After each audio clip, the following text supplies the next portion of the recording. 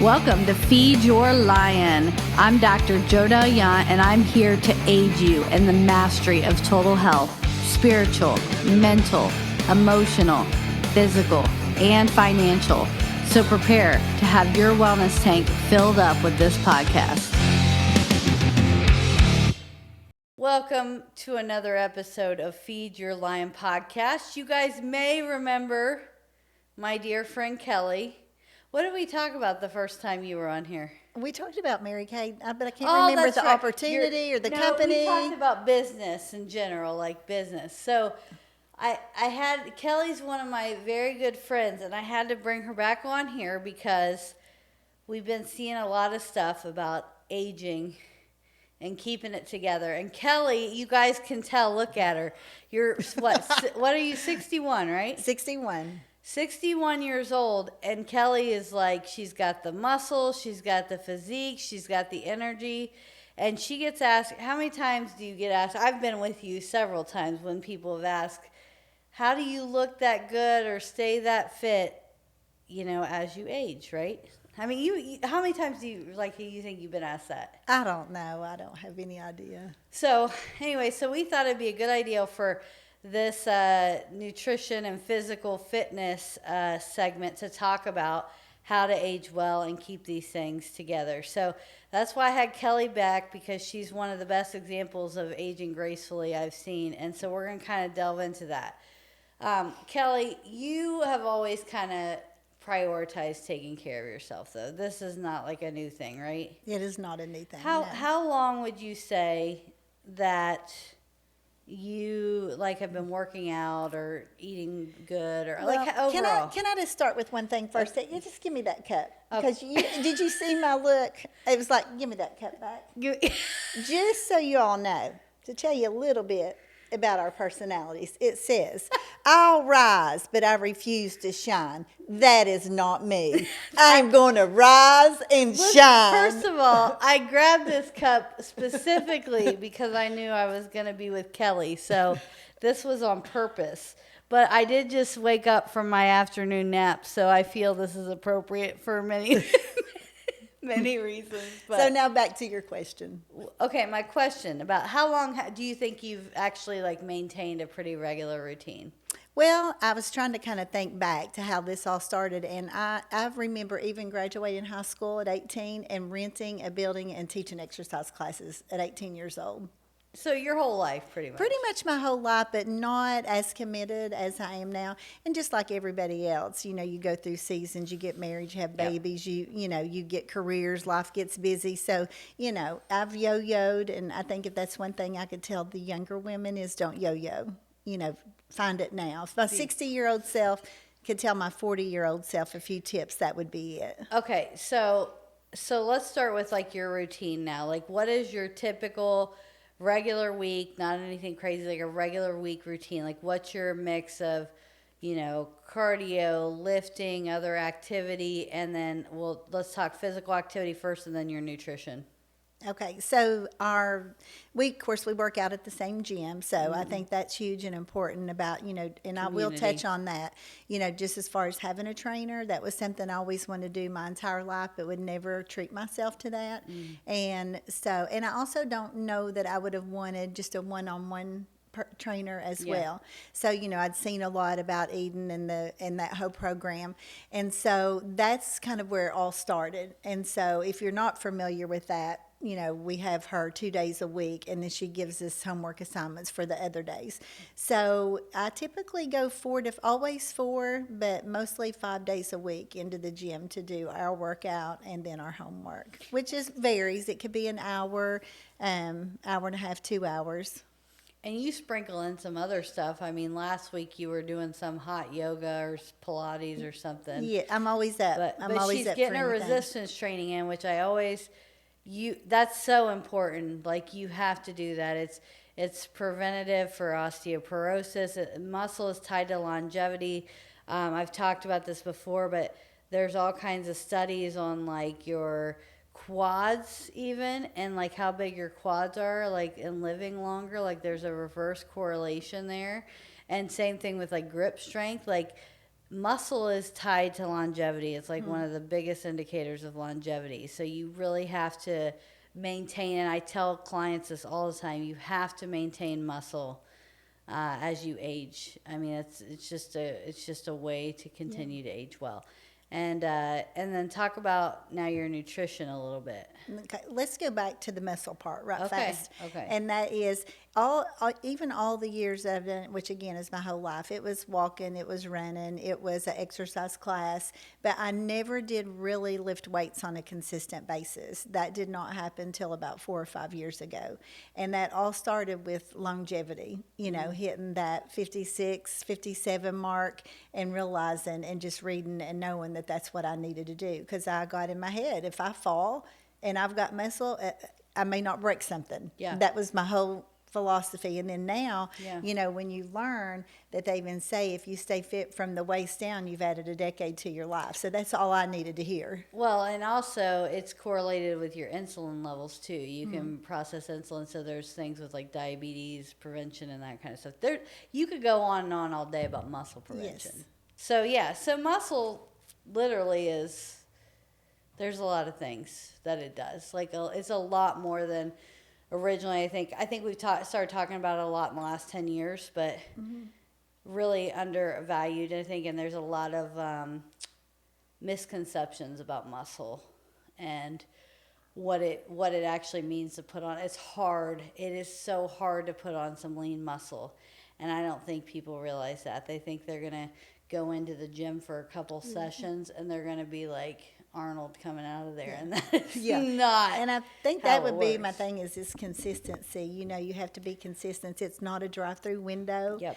And you have to find what works for you, and that takes time. Sometimes it could take people years really to find out what's your niche and what works for you. Yeah. So I know for me, I require a power partner. Yeah. I mean, that's the only way I'm ever consistently committed, because I'm just one of those people. If I tell you I'm going to do something, I'm going to do it. So if I know you're going to meet me at 8 o'clock, I'm going to be there at 8 Well, o'clock. it's a lot different too if you're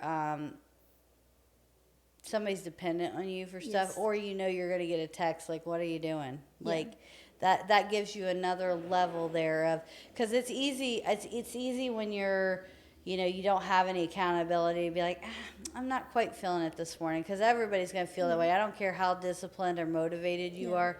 Everybody's going to have that feeling of, I don't want to do this today. And it gives you that added layer of, hey, I've got to meet this person. They're dependent on me to be there. And a lot of times it's just getting through the door. That's all you had to do was just get through the door. Yeah. Have you ever read that habit book where they were talking about keystone habits? No, but I will. It's really good. It's there's two habit books. I think the one is Atomic Habits. I can't remember the other, but the whole point is you get this one habit and everything else tends to fall along. So they said just kind of start and get it in your head. So even if it's just putting on your shoes, your gym shoes to start. Yep, And that's doing what it every time, takes. and then you can build on that. You know what I mean? Like, okay, then maybe you even drive to the gym. And you don't even go in yet. You've got the habit. I have sat in the just- parking lot for 10, 20 minutes before I walked in. Yeah, so it's just getting that, and you build up to that, and 9 times out of 10, if you have this whole routine that's imprinted in your brain, you're going to go ahead and follow through. So you can say, hey, give yourself the permission. Even if you get all the way there and you really don't want to do it, you don't have to. 9 times out of 10, you're going to walk through that door, right? Right. So it's just kind of, but I'm the same way. There's some people that do great working out on their own, and those people are cool in my book. But yes, I'm like with you. I like to have a few people that I work out with regularly, and that's motivating for me. And I mean, you've got, just watching each other's success, as we already know, is huge. Yes. And just, and that you have to be careful too, just about comparison on that. But we don't have that. We're cheerleaders for each other, which is huge. Oh, come on, we're a little competitive. Well, It's fun. Come on. Yeah, that is why she has Don't- that contest every year, right? Yes, some competition is a little fun. Yeah. The other thing is just, and again, finding your niche. Yeah. I used to be one that could exercise in the evenings. Now I am not an evening. If I do evening, it's for fun and enjoyment and pleasure. Yeah. Because I've got to get it done in the morning. Check mark. If I don't check mark it in the morning, then it won't get done. I think I'm definitely more of a morning person too. Like I do the Wednesday evening, but it's just the way the schedule is for me. But I really like to just have that done because honestly, sometimes like, lifting or something, that can be the hardest part of your day. So to have that done and out of the way, Right. then you can okay. And it's recognizing seasons too. I mean, one season's evenings might work, and one season it's mornings. True. It's finding that niche and Sure. just fitting it into life wherever you have to do it. And I think this is kind of a crazy thing that I found in the beginning when I first started at the gym is making the financial commitment. So think about that in your routine because you can join a gym where you pay $10, $15, $25 a month. And honestly, you don't even care if you go or not. Yeah. But when you pay and it's a financial investment, I'm like, I'm going. There's no way I'm not going. I paid for that. So that, I was just talking about those levels, right? There's another level if you're being, and this is the thing. If you are investing in yourself, everything else will fall into place. That's right. If you're investing in your body, if you're investing in your mind, if you're investing in your relationships, like if you're doing those things, if you're invested in your spiritual life, like those things come back tenfold. Yes. And you'll be blessed in other ways. If I always worry like financially about stuff, all the time. But I'm like, you know what? If you're investing in the right things and you keep putting in to yourself and to building, like as far as learning more, being more physically active into your relationship with God, like it'll work out. Yep. Like you don't have to, those things tend to fall in line, So I've never felt bad about investing, whether that be, going to conferences, meeting new people, to doing new experiences, making sure I have gym time and putting in time there, food, whatever it is. Don't be shy about, or for whatever reason think that you can't do that, because it really will come back. I believe that. And you have to surround yourself. That's just like you say spiritually. If you're surrounding yourself by spiritual people, you're going to become more spiritual. Yeah, true. And when you surround yourself, which I have different inner circles for different things, business, spiritual, the gym, but each person plays a huge role in your success. That's right. 100%. Okay, so now go on to what's your nutrition look like? Well, let's go way back on nutrition because I think this will be helpful for somebody. So, years ago, if there was a diet, I tried it. I've counted fat grams, I've counted carbs, I've counted calories. But here's what I do know. Numbers don't lie, okay? In business either. Just put that little plug in. Business don't lie, or numbers don't lie. So if you don't like where you're at, put the numbers on paper. What are you talking about? You mean there's overlaps in these different areas of your life? Are you serious? Are you kidding me? Yep. Okay. So anyways, I hear people say this all the time. Oh, I'm doing so good. I did really good this week. I did so good. They didn't track anything. In their mind, they did so good, but they didn't get the results they wanted. I don't know why I don't see results. I did so good this week. How do you know you did so good? Well, plus a week isn't really a great measuring ground. Did you do well for the year? For Right, 2 years? exactly. And so it's finding what works for you. That's going to be a lifestyle, not just a short. I don't like the word diet. No. At all. That's neither. not it. It's the way you choose to eat.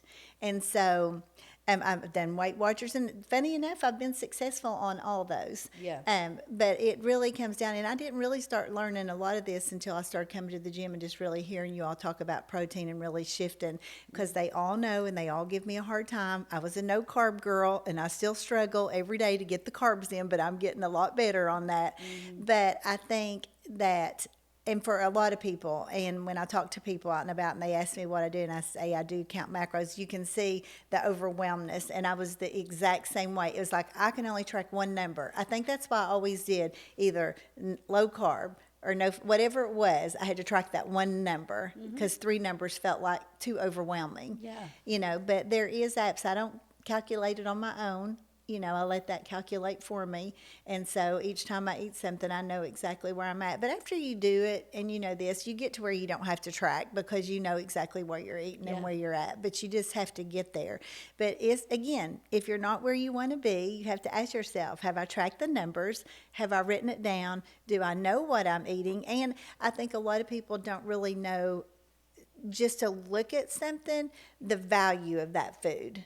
Does that make sense? So, you know, you and I can look at somebody's plate and pretty much tell you what's in it. Yeah. Yeah, we can tell you how many fat grams, how many carbs, how many calories. We can look at your plate and pretty much know. Yeah. And some people just don't have understanding of that. Nothing wrong with that. You just got to teach yourself that. So that's why you've got to put it on numbers. And, you know, I'm big about not eating out. And when I do eat out, I'm selective about what I eat. Yeah. So I want to talk about that dieting thing for a minute because we have so many people, like, there's this ad, this ad, this ad. Oh, try this, try this. And it's these fad things. They're not what you talked about with lifestyle changes. It drives me insane. Yes. First of all, you completely wreck your metabolism with these things. Like, they'll go, you know, oh, maybe real low calorie for a while. Well, guess what? That's not sustainable. It wrecks your metabolism, and it's really hard to recover those things. Your body goes into like a starvation type mode, and then you lower everything. Everything goes lower. That means, guess what? You're not going to burn as many calories at rest. You're not going to do, you know, it's just not going to be as effective a system. So if you're going to do any kind of calorie cutting, it shouldn't be extreme. It shouldn't be more than a couple hundred calories, you know, 200 or 300 calories. That should be it.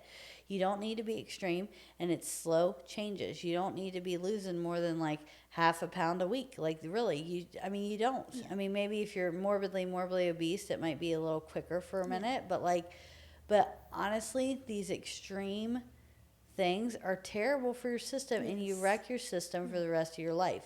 And I don't think people really understand that, truly grasp. Everybody wants a quick fix. And there is no quick fix in this world, like of health in your body. It is things that you can maintain for the rest of your life. They're full lifestyle changes, and they're slow and steady changes. And I think, if anything, people have a hard time with that because we are in such an instant gratification world. And And I think the other thing too is, and I feel like everybody can find this. I mean, I have found it for me is I don't eat anything I don't like. I really like everything I eat. Now, again, that's part of a paid service that we do when we join the gym. But, you know, Eden was very much like write down on a piece of paper, what do you just like to eat? So there was a list of what I just really like. And then you kept a log, you know, for a week so she could tweak it. Then she took those two things and married them and create you a meal plan to get started. And again, I still pretty much eat what's on there because I'm one of those people that I'm okay eating the same thing all the time. I eat the exact same breakfast every single morning. Me too, yeah. You know, unless I am out of town. Yeah, I'm with you. No, and like what you said, you do start to know and like understand like what your food contains when you've been doing it long enough. Like, you know how much protein is in so much meat. You know the meats that you eat regularly. Like, and you know, and it doesn't have to be that hard. You could start with tracking one macro. I would tell people, if they're like really, you know, wanting to make some changes or track some stuff, just start with protein, because especially women aren't getting enough protein. Right. So let's figure out your goal protein and start with that, and making sure you're hitting that, and we're staying within like whatever calorie range you're in, which we can calculate too. But that you're hitting your protein first, because one, it's going to make you more satiated. You know, you're going to be fuller feeling, and it's going to be more protein than you're used to. And the other ones we can tweak, you know, carbs and fats. But if you just start with that, even, that's a simple way to do it. And the other thing I tell people over and over again, just do whole foods. Yep. That's all you got to do. Stay processed. away from the ultra-processed crap. You will do yourself the biggest favor in the world. Just, if you can pronounce it, and it's like one simple ingredient foods, eat it. I hear people say all the time, and I used to be like this at one season, was, oh, if I eat breakfast, I'm hungry all day long. I laugh, I say it's my big girl breakfast. I mean, I eat that same thing, and it holds me. Now, I do eat it kind of late in the morning, but it holds me till 2 or 3 or 4 o'clock every What's single your day. breakfast? A piece of Izio toast, grilled with a little butter. Got to be crunchy. I'm all about the crunch. Then it has, well, I have alpha gal, so I can only eat turkey and chicken, fish. Yeah. So it has chicken thighs, my favorite. I call that my chicken steak because it is really, really good. So it'll have a big piece. It could be anywhere from 4 to 6 ounces, and then 2 eggs on top of that. It's a good hearty Every protein single breakfast. morning, every single morning. And then if I'm trying to get carbs in, I'll stick a cube of sweet potato and stick it in the air fryer, and that's my side dish. It's awesome. Yeah. I love that. Do you want to come and eat breakfast with me every morning? Absolutely. But you know, I have my breakfast. So I know.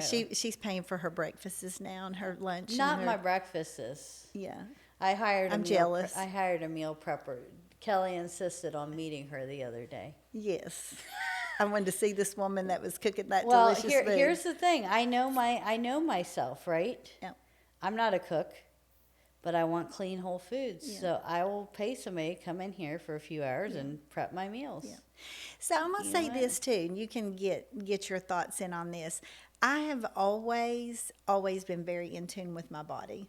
Always. I mean, and I was a yo-yoer, you know, up 10, down 10, up 20, down 20, occasionally up 30, down 30. But I mean, even like right now, and not that I'm hung up on scales. I don't want you to think that. But I'm just saying, if I gain 3 or 4 pounds, I can feel it. I know where it's at. I'm that in tune with it. And it's that same thing with the food. When you get to that level of longevity, you're feeding your body, what you're putting in it is doing something. It changes the way you think about food completely.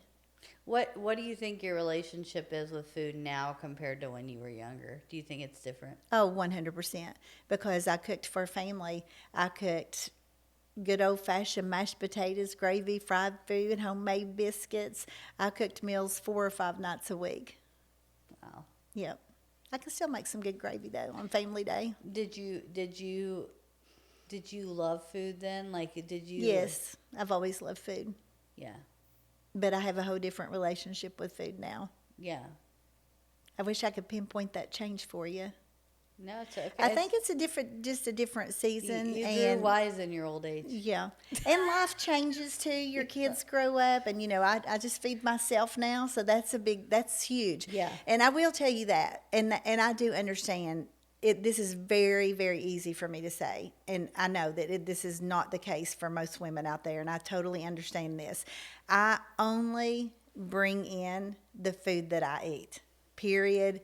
End. And I understand when you have a family and you're feeding kids and you're cooking for a spouse, you know, they want snacks and they have all that. The only snacks that's in my house is the snacks that I allow myself.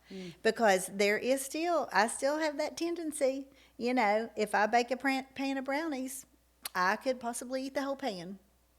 You know, that's still there. So I just don't tempt myself with it. But I don't cheat myself out of stuff either. You know, like if I really just want a brownie, then I eat a brownie. Yeah. But I just don't eat them every day, and I don't eat the whole pan. Yeah.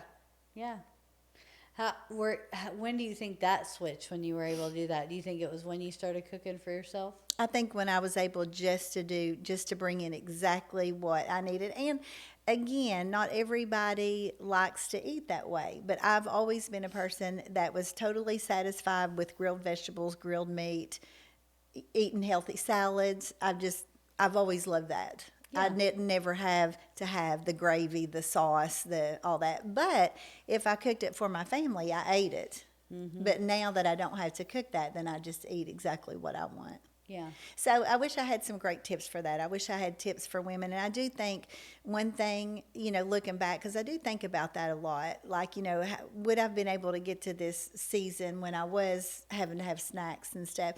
And I always think maybe if I would have put them in a different room and there would have been a snack closet in a different, you know, where I just loaded it and I didn't see them there all the time. Yeah. I don't know if that would have helped. Maybe that will help somebody, you know, just to know, hey, that's off limits for me. Yeah. And I think to learn too, like I teased about the brownie pan, but a lot of times I can just get, you know, like I love cheesecake, but I can have a bite or two and be okay with that now. And I think what happens in that is too is just psychologically when you begin to feel better about yourself, you begin to like the way that you look, then you look at that cheesecake differently. You go, is it really worth it? It is really good, but is it really worth it? You know, and then for me, when I get that sugar back in my body, then I'll start craving sugar again. So, Yeah. anyways, Well, and I do think you do change like your taste though too. Yeah. Like if you're eating clean all the time, it doesn't taste the same as it used to. Right. That's true too. Yeah, and there's a lot of times just that. Yeah. And I will tell you, it has to be really, really good Yeah. for me to eat. I mean, right now even we were somewhere just not long ago, and I actually think I got it from my mom. She wanted a cheesecake, and I saw this delicious, what I thought was delicious pumpkin cheesecake, and it just looked amazing. I was like, ooh, I'm just getting the end of that. And I took a bite, and I was like, it's okay, but it's not to die for, so I'm not taking another bite. If I'm Yeah. going to do it, it better be good. Yeah, I'm with you. I'm with you. Okay, so you talked a little bit about your nutrition and your physical fitness habits. Socially wise, you talked about the gym people. What do you think? Like, I think relationships are a big part of aging well too. 100%. You've Yeah. always been very like social. You've always had like you talked about your different groups, but Yeah. I think that like loneliness is a big killer. It absolutely is a killer. Honestly, I think before I think about the social aspect, I just think about your attitude. I mean, I clearly have a very young spirit. I hope that doesn't ever go away. And I have an attitude of I'm going to feel great. Yeah, You know, I wake up in the morning knowing I'm going to feel great. yeah, You know, and so I think that's it. Just having an attitude. I watched something not long ago, and they said they gave somebody, and you'll have some input on this, I'm sure. They gave them some medication for an illness they thought they had, and it wasn't anything but a sugar pill or something. There really was no medication in it, and they got better. yeah. There's a placebo. I can't remember the exact, but I want to say like most studies, like I mean, 10 to 15% improvement on a lot of stuff. Like typically with a placebo. Yeah. Like there's always, I mean, your mind, we already know that your mind is so powerful, and what you talk to yourself, like how you speak to yourself and what you say in your own head, it matters. It matters does. for we have the power to heal, and we have the power to destroy with our thoughts. Absolutely. So I just think, I've always been kind of a positive thinker.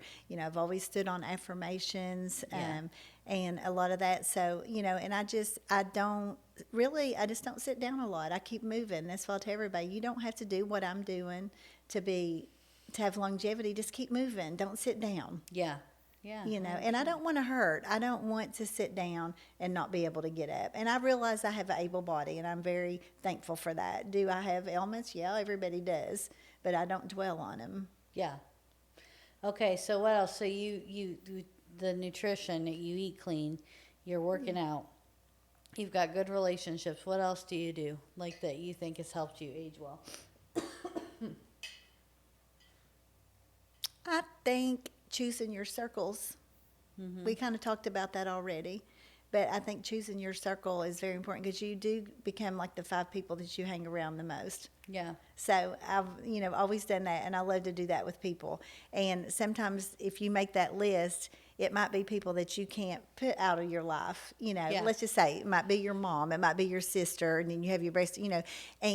But anyways, I always tell people, write those 5 people down, and then put a smiley face on them if they make you feel great. Put a neutral face if they just feel nothing. When you're in their presence, you don't walk away feeling good or bad. You just feel just like you did when you met them. Yeah. And then there's those people that just drag you straight down, and it takes you a while to get yourself back up. Yeah. And so you have to recognize that. You may not even recognize that the people that you're surrounding yourself are pulling you down. Mm-hmm. And so I think that's a big part of surrounding yourself with people that lift you up, that keep you encouraged, that have the same goals as you. Yeah. And the other ones, you just love them.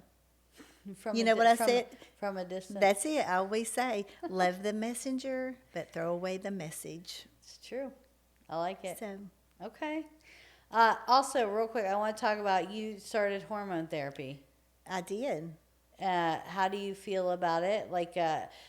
Okay. Also, this is like recent in the news. This just came out. I don't know if you saw the thing I posted, but the FDA is finally retracting all their warnings on the hormones. You know, for a long time, I've talked about this a lot, but in the 90s, they did the big women's health initiative where they put these black box warning on cancer and estrogen, all this stuff. And for, a couple decades, women weren't getting the care they need as they age to replace their hormones. And now they're repealing that. The way they did the statistics were completely skewed. And in fact, they're now finding a lot of the opposite stuff where, a lot of the people who even had breast cancer before, even low dose like estrogen and stuff, is actually doing a little bit more to be preventative, so if anything, the opposite. So this is like a huge barricade that's being publicly taken down, and I think people have been recognizing this for a while, but I'm curious to know your thoughts on hormones and how they've helped, because it's not been that long. No, it's been a year. It was a year in January. Okay, a little over a year. A little over a year. So let me go back a little bit on that. And I didn't say this too. I'm very conscientious again of what I put in my body as far as just medicines and supplements and all that kind of stuff. So when I first went through the change, I remember asking the doctor, "Oh, what about hormones? Do I need a hormone patch? Do I need something?" He said, "Oh no, you shouldn't need that. The longer you can do without that, the better you're off you are. You won't need that." So that was what was in my head. In my head, I never needed those. And then when we met and through some other resources too, everybody kept talking about it, and I did go to the doctor and they gave me the patches. That absolutely did not work for me 100%. And so in the midst of that, you all were still talking, and you'll remember too, if you may be like me. And so I say this question. But I wore Jodelle out at the gym. I did, asking questions about it because I knew it had to be inserted in my body. And I was like, what if that gets inserted in my body and it doesn't work right? How am I going to get that out? I just had, I just had so many questions about it. But after doing a lot of research, asking a lot of questions, and checking my levels and realizing I had 0 estrogen and my testosterone was 10. Yeah. And so anyway, so we did that first little dose, and Jodelle, never seen anybody react to him quite like me, did you? I got Well, we already knew you were sunshine. You were just extra bright. I was extra sunshine for a little while. So, but yes, absolutely. I feel it's changed my focus. It's changed. I hesitate to say mood because I'm always a pretty happy person anyways, but I do think that did change that as well. Yeah, energy level, and that's actually whenever, when I was at the gym, and I was going to share that at first when I started, I was just going the 2 days, and then I realized, what am I really getting out of 2 days? And then we started the hormones, and that's when we said, you know what, since I've done all this, I'm going to start doing and just see what can I really change about my body. And that has made a huge difference, huge difference. I tell everybody, and I tell Jodelle, I will preach it from the rooftops for women. It makes that big of a difference. And it really is like, people are in a lot of slumps as they're going through the menopausal stuff, and they really don't have to be. I mean, there's really things, bioidentical hormones make a huge difference. I don't have hot flashes anymore. That's huge right there. And I know everybody's probably affected, feels different things from it, but that is one thing I don't have anymore. Well, just in general, I mean, you have the right on everything. That's why I wanted you to talk about this because and Kellye's in like a long sleeve shirt, but she is like ripped up. I mean, really, you really have good muscle definition. You're not heavy. You are bouncy and energized. I mean, you're all the things that people want to like be in their 60s. You know what I mean? So I just think you're doing all the things. You eat right. You have the right people around you. You're moving. Like you're doing all the things. You're supporting yourself as you age with like things you need. You're doing all the things. So I just think it was good for people to kind of hear that. As we're kind of starting to wrap up, is there anything like you want to add or talk about that I haven't really mentioned? No, I think we touched on everything. I think I kind of threw in everything as we was rolling along. Okay. But I think if I could just say anything, you know, and again, it's wrapping up what we've already said, is be patient with yourself. It's not a drive-through window. Find out what works for you, whether it's working out by yourself, you need a power partner. And I will tell you, power partners are not easy to find. So I will go back and say, if you can join a group training and you have more than one power partner, because we do have that too. I mean, you know, our group that we work with, I don't know how many we have, 8, 12 people, but out of there, somebody will come. You know, so, you know, it's kind of like you have your main power partner, but then you've also got 2 or 3 that will make you accountable as well. So, you know, find out what works for you, find out what exercise. Definitely put weights in there. That was the one thing I did not do. And I'm saying 100% you need put weights. them in there. Yeah, you do. Yeah, I tell you need 3 days of resistance training. You really do. Everybody. Like, I don't care what you do. Like, you need to have the heavy. You need to be lifting some weights. Yeah. So tell them about how heavy those should be. You know, because If you're just wanting to do good maintenance and stuff, actually, I'm glad you brought that up, because recently I've counseled a couple people on like getting started in the gym, and they think that the more reps are like great. Like, I mean, I'm talking they're doing 30 to 50 reps, and I'm like, there's no point in that. Like, really, 8 to 12 is fine. That is a good rep range for general hypertrophy and growing lean muscle, 8 to 12. Yeah. And you want to be able to do good form. Yes. So you got to be careful. You don't want injuries and stuff, especially if you're starting out. So if you've never lifted before, I wouldn't go in there willy-nilly. I really would get a trainer, because you're going to 100%. You're going to hurt yourself, or you're going to have crap form and not do, you know, you really do need to like make sure those things.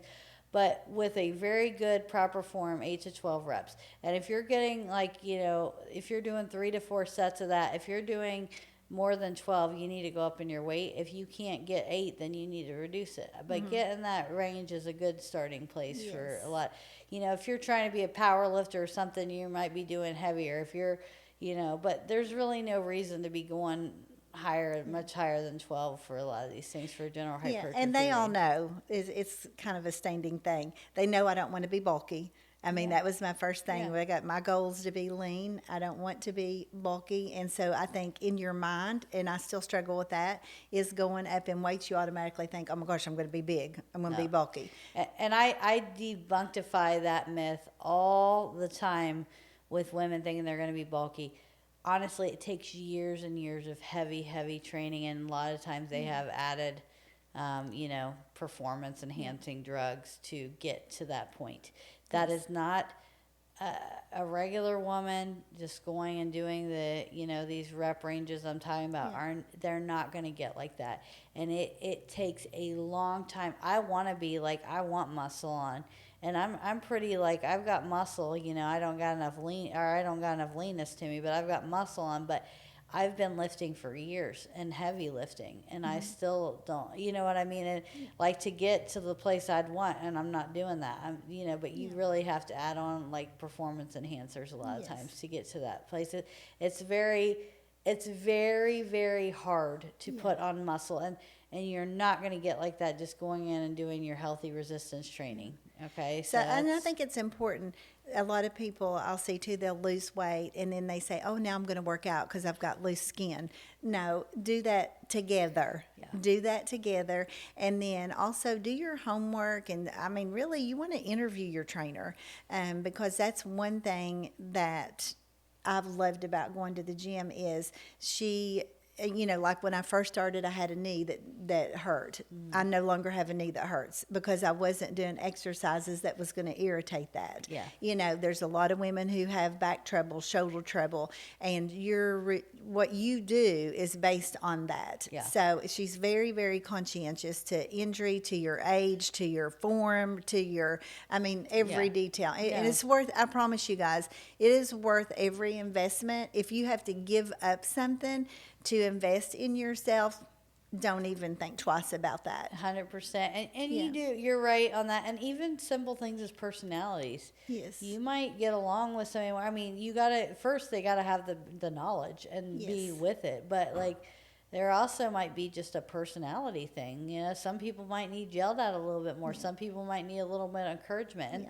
And some trainers can switch that based on their person, but you know Right. that And there's somebody that really wants you, that genuinely looks at you and says, "What are your goals?" Yes, And yeah. this is how we're going to get there. And I think to be honest with that person, Yeah. can you get there? Is that a realistic goal? yeah, You know, yeah. and that's just like, even I'm amazed all the time. Just for example, I'm shorter. We've got really tall girls in our class with long legs, long torsos, long arms, Yeah. you know, and they have to do things different than we do. Yeah. A tall person has to do, you know, it's not just a cookie cutter. We're going to go here and we're going to do, you know, Yeah. it's got to be personalized to you. Yes. Yeah. Yeah. That's good. And I think one other thing that I did not mention is, you know, and now I know this ain't you. You know the bell curve. Does everybody know the bell curve? Are we familiar with the bell curve? Here's the bell curve. Most people fall in the middle, and then you have these people that's way out here and way out I here. don't even know what you're about to say. I know right you now. don't. I know you don't. So here's the thing. Oh, most women, when they walk past a mirror, they need and want to look good about themselves. You pay no attention to that That's whatsoever, not and true. that's I a look good at my thing. muscles in the mirror. Oh yeah, she does look at her muscles, and she does love you to touch them. Should I show how I hang on your arm all the time? We'll save that for in a minute. So, but anyways, with that said, you know, one thing I did not say about myself is that I'm a sales director with Mary Kay. So I have always taught that, you know, and refer to her other podcast because she talks about Mary yes, Kay. it's just the fact is it's not about that. It's wanted you to know what I'm about, and that is She's also a realtor. yes, I'm that That's too. new So, since your last podcast. yes, that is Yeah. new since my last Okay, go on. podcast. Sorry. That you know what, that could be another whole podcast about that. I've got a lot of things for those new realtors out there. I got a Okay. lot of stuff. Okay. But the point of that is, and what I always teach is, when we look in the mirror, we want to look and feel good about ourselves. And whether that's a little bit of makeup, I mean, I don't even like to look at myself unless I have a little bit of CC cream on and a mascara. So you'll see that's what I have on at the gym. But that's even like today. I asked Jodelle, I said, you want me to wear workout clothes, or you want me to wear like, you know, what I normally, she said, you wear whatever you want to. So I went in there and I had to get something that made me feel good. Listen, they take all this and they harass me, and I would Yes. be interested to know what you guys who listen to this say about this. I like my sweatpants and my t-shirts, and it doesn't matter to me about the appearance stuff. I mean, yeah, I want to be fit and in shape, but I like my t-shirts and my sweats. That's what I Yes. like.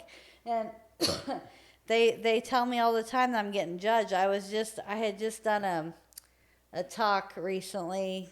I like to do speaking things, and I had just done a talk, and one of the girls in the gym, her husband was in the audience for that talk, and he had told her, oh, I was pleasantly surprised that she actually had like that much education and knowledge, because I don't care to, like, you know, dress in power suits every day. And Power suit. And it got, she don't even own a power suit. I do too. She does. I do.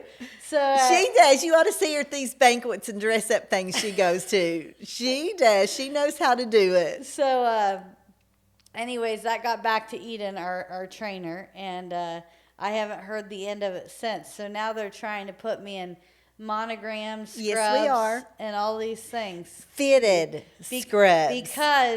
Because they say that the viewership will increase. Yes. Because I'll be taken more seriously. Yes.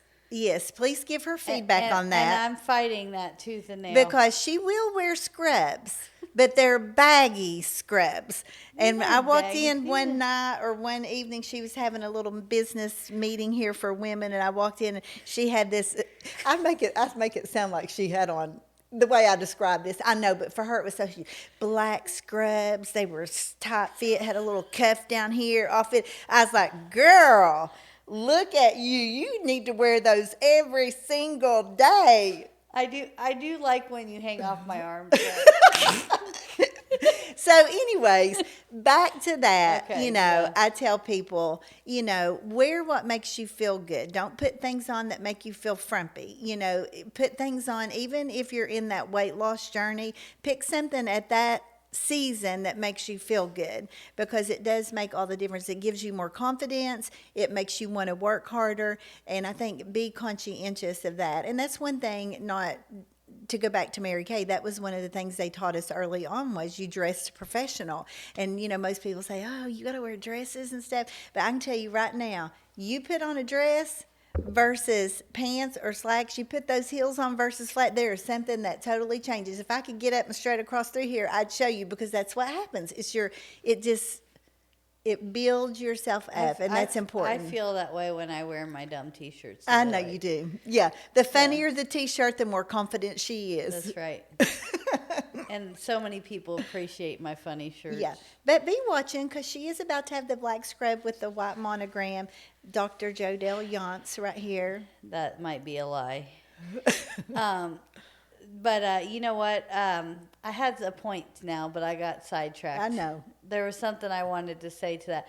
But overall, though, do speak kind to yourself. Yes. Regardless, give yourself some grace, because again, it creates negative feedback loops. If you're talking negatively to yourself, it actually, like all the research shows, that you actually do the opposite of what you're trying to accomplish. Yeah. So give yourself grace, be kind to yourself, just as you would be to somebody else. Yeah. So. And I think I want to add this one thing, because you said something that triggered this. And again, I've belonged to so many gyms, not to point out things, but the YMCA has things. We have all these other types of gyms, and I love those gyms for a certain thing. Like, I know what in that gym works for me, like a group training or this or that. But I will tell you, going to, and it's so funny when I think back now, because I had several people approach me that said, you should think about going to the gym. It is so you, because it's an all-girl gym. Well, our training classes are all girl. Yeah. And so you don't feel like eyes are on you. And when I would go to a big fitness place, it just was uncomfortable for me. And so that's another big thing, again, finding your niche, finding what works for you. Because I tell people all this all the time. When I go to bed at night, on the Monday through Friday, I'm so excited to go to sleep, because I know at 8 o'clock I'm going. Well, and that's why with like the basement, with opening the gym here, yeah, we wanted it to be all female, because a lot of women are uncomfortable in these bigger settings, or they feel like they're being oogled or ogled or whatever. Yeah. It's not good confidence wise. So the smaller, more intimate women only, it like tends to do really well. And I do love cardio. I love to go there for cardio, because I am a social person, and I work out in my home, and I need people. I thrive on people. Yeah. So I do love to go there and do cardio and see my little regular friends and visit with them. So, again, there's different. Yeah. So wrapping up, Kellye has been for years and years and years getting into the habits of clean eating, doing the regular working out, including resistance training, having good circles, doing the things to help her age well. I mean, and she looks fabulous. She is got a great attitude about life, and in general, she's a great friend. So I hope you guys can take some things from this as you are maybe starting to turn the corner, late 30s, early 40s, like where I'm at now, so that you can learn something even earlier. I mean, hopefully you start these habits, early on, but I wanted you guys to hear that and kind of hear her habits and see, hey, there's people doing this. So, Kellye, thank you for being on here. And as we end, we always end with a quote, if I can get my phone to take my fingerprint here. So, aging is not a curse. It's a privilege denied to many. Embrace it with gratitude. Unknown. So that's your quote. I hope you guys have a great day. Kellye, thanks again. Thank you, Fran. See you the next time.